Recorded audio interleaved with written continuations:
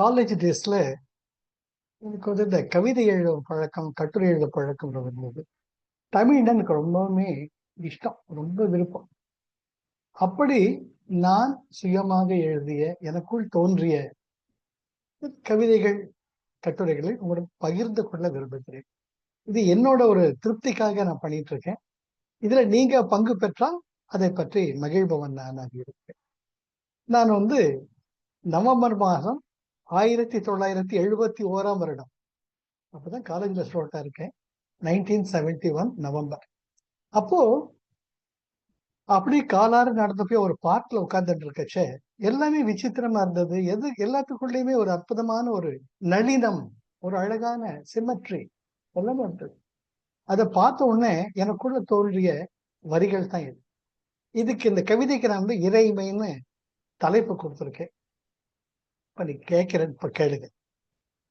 பூத்து நிற்கும் புது மலர்களிலே, புளகம் தரும் பிள்ளை சிரிப்பினிலே, ஆதரவு தந்திருக்கும் அன்னையின் அணைப்பினிலே, நீர் நிறைந்து தானோடும் நெடும் ஆற்றின் பரப்பினிலே, உள்ளமதை தொள்ள வைக்கும் கதிரவனின் சுடரினிலே, வெள்ளையதால் கொள்ளை கொள்ளும் வெண்ணிலவின் குளுமையிலே, சிலிர்ப்பு தரும் சில் என்ற செழுந்தென்றல் காற்றினிலே, தென்றலுரை தேனொழுகும் இனிய இசை பாட்டினிலே, ஆற்றொழுக்கின் நடைபழகும் சீர்சிறக்கும் கவிதையிலே, கவின் பெருகும் கலை பயிலும் பெருங்கோவில் வீட்டினிலே, அரிய வண்ண கலவை கூட்டும் அந்தி மாலை பொழுதினிலே, ஆழ்ந்த ஒரு அமைதி பெற்றேன், அன்பு நிறை உள்ளம் உற்றேன், வாழ்ந்த வாழும் காலமதில் இந்த உம்மை தேடி நின்றேன், நாடி உம்மை சேர வந்தேன். ஒரு அற்புதமான கவிதை நல்ல கொஞ்சம் தோணித்து எனக்கே ஒரு பிடிச்சது. மறுபடியும் படிச்சு பார்க்கறது. பூத்து நிற்கும் புது மலர்களிலே, புளகம் தரும் பிள்ளை சிரிப்பினில். அந்த குழந்தை சிரிக்கிறச்சே அதுக்கு கோடிப்பன் கொடுத்தாலும் விட இந்த பொக்கை வாய்ஸில் ஆதரவு தந்திருக்கும் அன்னையின் அணைப்பினில். எவ்வளவுதான் வாழ்க்கை போராட்டம் இருந்தாலும் அம்மான பக்கத்துல இருந்தா நமக்கு தெரியாத ஒரு நிம்மதி, அந்த தாய்மை நமக்கு தரும். அது நம்மை பெற்ற தாயாகத்தான் இருக்க வேண்டும் அவசியம் இல்லை. தாய்மை என்ற என்ன பெண்மையிலும் அது நிறைந்திருக்கிறது, ஆண்மையிலும் அது நிறைந்திருக்கிறது. நான் தனித்துவம் பெற்றவர்கள் அல்ல. ஒவ்வொரு ஆணிலும் பெண்மை இருக்கிறது, ஒவ்வொரு பெண்மையிலும் ஆண். நீர் நிறைந்து தானோடும் நெடும் ஆற்றின் பரப்பினில். அந்த வெள்ளம் அப்படியே போறச்ச பாருங்க, உங்களுக்குள்ள என்னவோ நடக்கும்.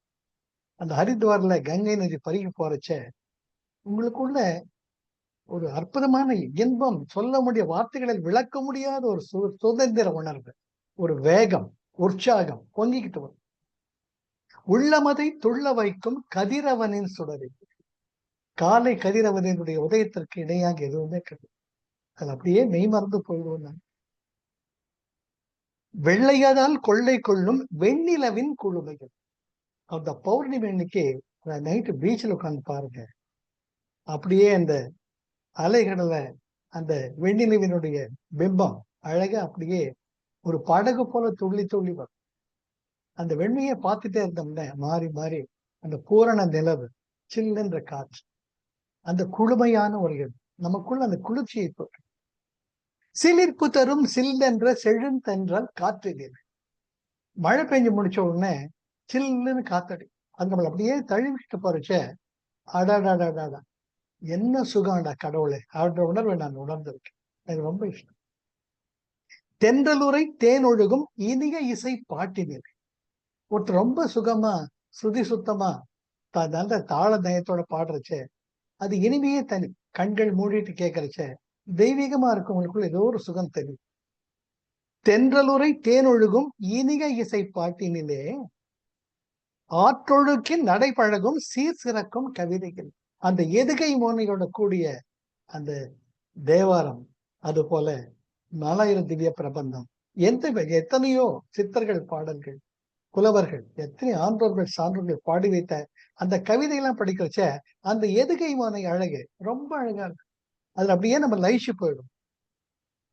கவின் பெருகும் கலை பயிலும் பெருங்கோவில் வீட்டினிலே. ஒரு பரந்த பெரிய கோவிலுக்கு போங்க, அப்படியே அந்த பிராகாரத்துல இருந்துட்டு அந்த வானத்தை பாருங்க. அந்த பரந்த பெரிய ஒரு வீட்டுல நம்ம பத்திரமா இருக்கோன்ற உணர்வு வரும். அந்த கோவில அமைதி. நீங்க மூலஸ்தானத்துக்கு போயிட்டு சுவாமியை பார்க்கணும்னு நான் சொல்ல மாட்டேன். ஏதோ ஒரு பிராகாரத்தில் எங்கேயோ இருக்கு. அப்படியே வானத்தை பாருங்க, போற வர ஜனங்களை பாருங்க. உங்களுக்குள்ள ஒரு விரிவு ஏற்படும், ஒரு எக்ஸ்பான்ஷன் இருக்கு.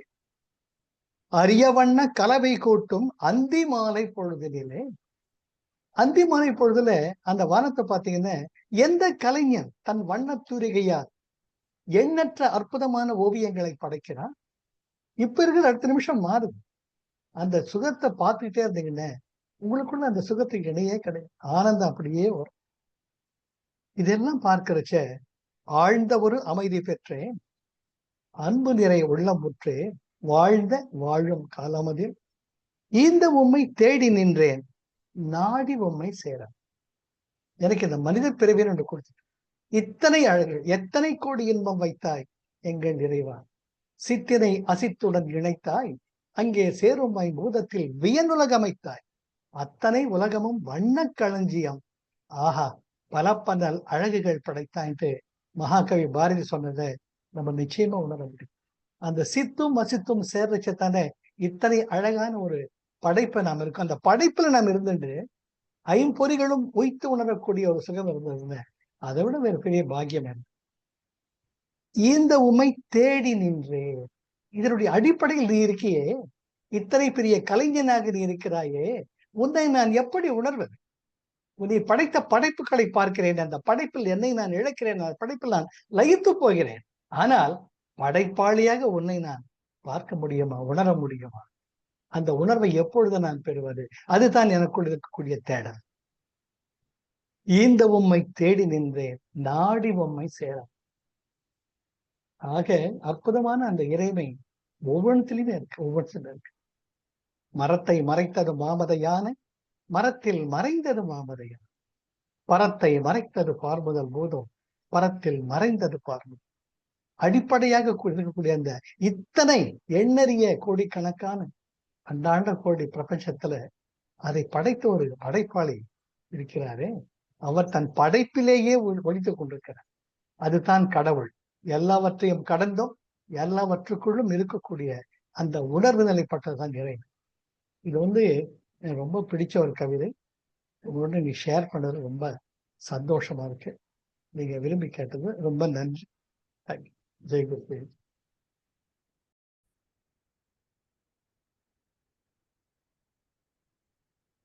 அது போலவே எனக்கு கட்டுரைகள் எழுதக்கூடிய ஒரு பழக்கமா இருக்கும்.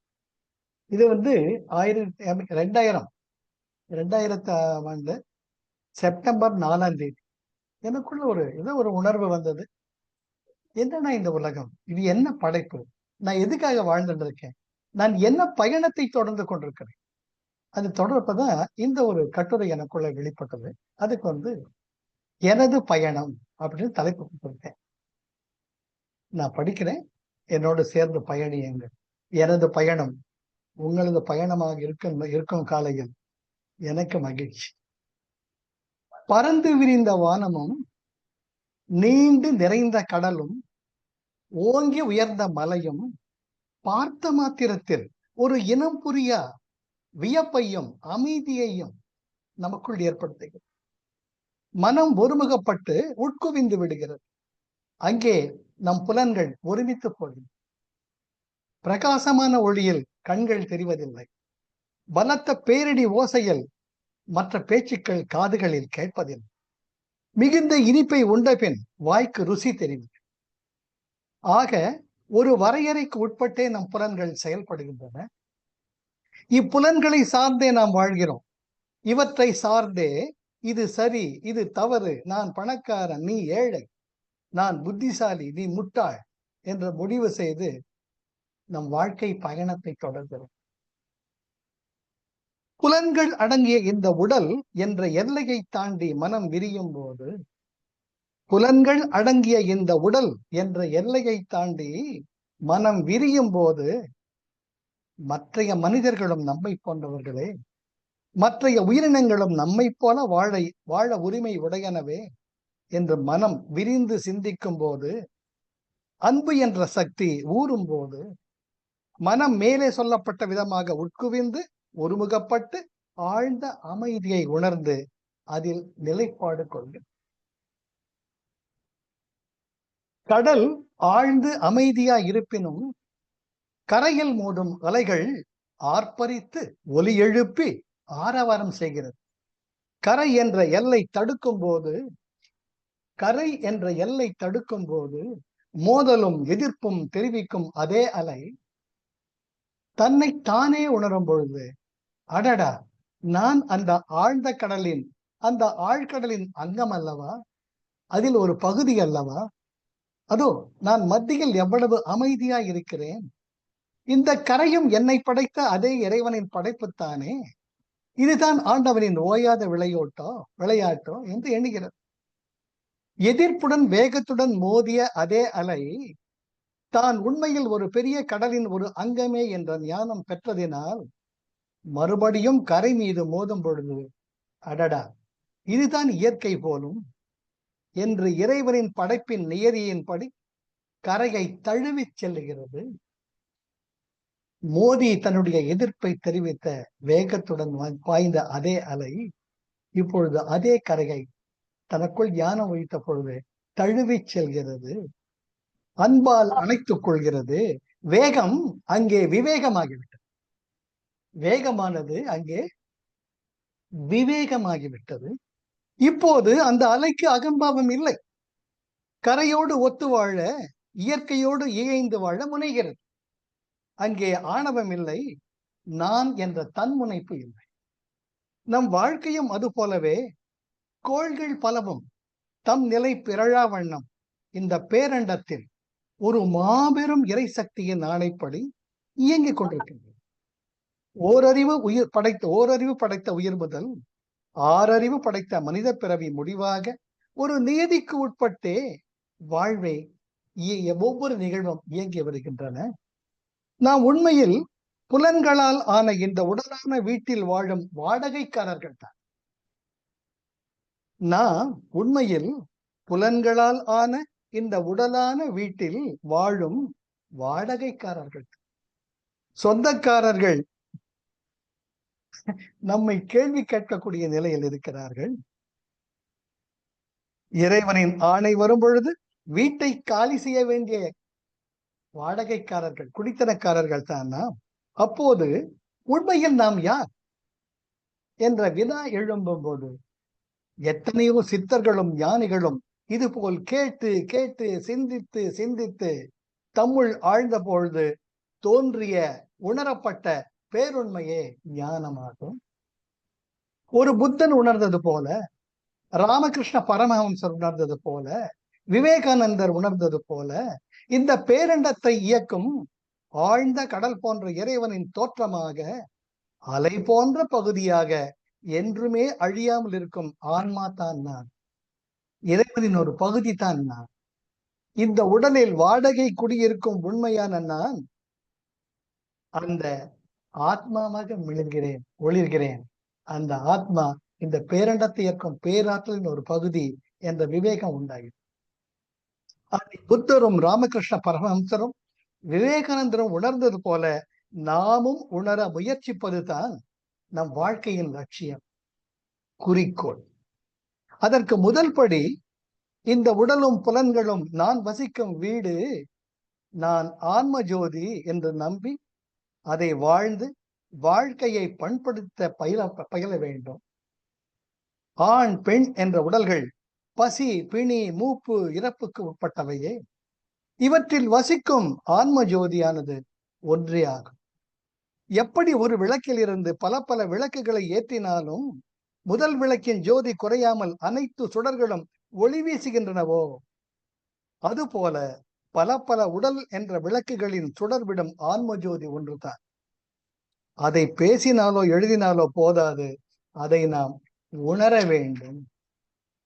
அதற்கு ஏணிப்படிகளாய் அமைந்தவை தான் தன்னலமற்ற அன்பு, சேவை. தன் வீடு தன் மக்கள் என்ற எல்லையை கடந்து தன் வீடு தன் மக்கள் என்ற எல்லையை கடந்து எல்லோருமே இறைவனின் பிள்ளைகள் என்ற அன்பு படகை நாம் செலுத்தும் போது ஆண் பெண் என்ற எல்லைகள் மறைந்து நாம் அனைவரும் ஒரு ஜோதி சுடரின் பற்பல ஒளி கதிர்களே என்ற உணர்வு நம்மில் மலரும். இந்த உடல் ஒரு கருவியே. கருவி அவசியம்தான். ஆனால் கருவியே நானாகிறது. கடிதம் எழுத பேனா அவசியம். ஆனால் பேனா மட்டுமே கடிதத்தை உருவாக்க முடியாது. நாம் பல பல அகல்கள் போன்று பல பல உடல்களில் இருக்கிறோம்.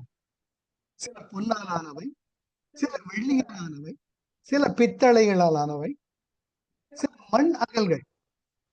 ஆயினும் இறைமையின் பால் பக்தி, நம்பிக்கை என்பவற்றை எண்ணெயாக்கி அன்பு சுடரை ஏற்றும் பொழுது அந்த சுடரில், ஒளியில், ஆன்மாவில், ஜீவனில் வேற்றுமைகள் ஏது?